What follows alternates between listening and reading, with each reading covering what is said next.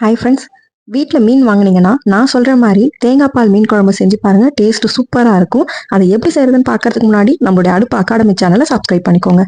குழம்புக்கு தேவையான ஒரு சீக்ரெட் பொடி ஒன்று ரெடி பண்ணிடலாம். ஒரு குட்டி கடாயில் 1.5 ஸ்பூன் சீரகம், 1/2 ஸ்பூன் சோம்பு, 1/4 ஸ்பூன் வெந்தயம் இதை லோ ஃப்ளேமில் இந்த அளவுக்கு வறுத்து நல்லா பொடி பண்ணி வச்சுக்கலாம். கூடவே திக்கான தேங்காய் பால் ஒரு கிளாஸ் எடுத்து வச்சிருக்கிறேன். ஸோ இதுதான் நம்ம குழம்புக்கு தேவையான மெயின் இன்கிரீடியன்ஸ்.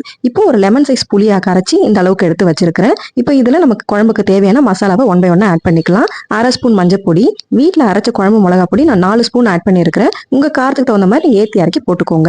இப்போ நம்ம வறுத்து அரைச்ச சீரகம், சோம்பு, வெந்தய பவுடரையும் ஒரு 1.5 டேபிள் ஸ்பூன் கிட்ட நம்ம ஆட் பண்ணிட்டு குழம்புக்கு தேவையான உப்பையும் ஆட் பண்ணிட்டு கட்டி இல்லாம கையால இந்த அளவுக்கு நல்லா எல்லாத்தையும் கரைச்சி தனியா எடுத்து வச்சுக்கோங்க. இப்போ அடுப்புல சட்டி வச்சு சட்டி சூடானதும் நல்லா தாராளமா நல்லெண்ணெய் விட்டு எண்ணெய் காஞ்சதும் கொஞ்சமா கடுகு போட்டு பொரிய விட்டுட்டு சின்ன வெங்காயம், பெரிய வெங்காயம் நான் ரெண்டுமே யூஸ் பண்ணியிருக்கேன். பொடியை நறுக்கின வெங்காயத்தை ஆட் பண்ணிட்டு உங்க காரத்துக்கு தகுந்த மாதிரி பச்சை மிளகாய் ஆட் பண்ணிக்கோங்க. 4 பச்சை மிளகாய் ஆட் பண்ணியிருக்கேன். ஒரு கைப்பிடி நிறைய பூண்டு, 2 கொத்து கருவேப்பிலையும் போட்டு வெங்காயம் நல்லா கண்ணாடி பதம் வர அளவுக்கு நல்லா வதக்கி எடுத்துக்கலாம்.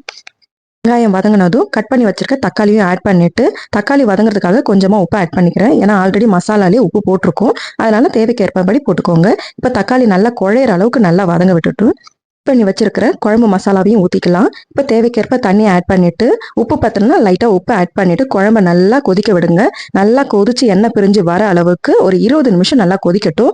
எல்லாம் கொதிச்சு வந்ததுக்கு அப்புறம் நம்ம க்ளீன் பண்ணி வச்சிருக்கிற மீனை 1 by 1 ஆட் பண்ணிட்டு ரொம்ப போட்டு கிளறக்கூடாது. அப்படியே ஜென்டிலாக ஒரு கிளறி விட்டுட்டு மூடி போட்டு ஒரு 8 மினிட்ஸ் நல்லா கொதிக்கட்டும். அப்போதான் மீன் நல்லா வெந்து மசாலாலாம் உள்ள இறங்கும். இப்போ நல்லா கொதிச்சு மீனெல்லாம் வெந்ததும் நம்ம ரெடி பண்ணி வச்சிருக்கிற திக்கான தேங்காய் பால் ஒரு டம்ளர் எடுத்து வச்சிருந்தோம்ல, அதை அப்படியே ஊத்திட்டு மூடி போட்டு அகைன் ஒரு 4 to 5 மினிட்ஸ் லோ ஃப்ளேம்ல குழம்பு கொதிக்க விடுங்க.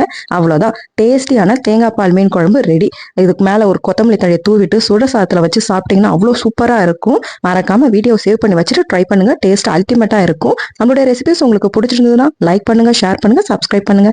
பாய்.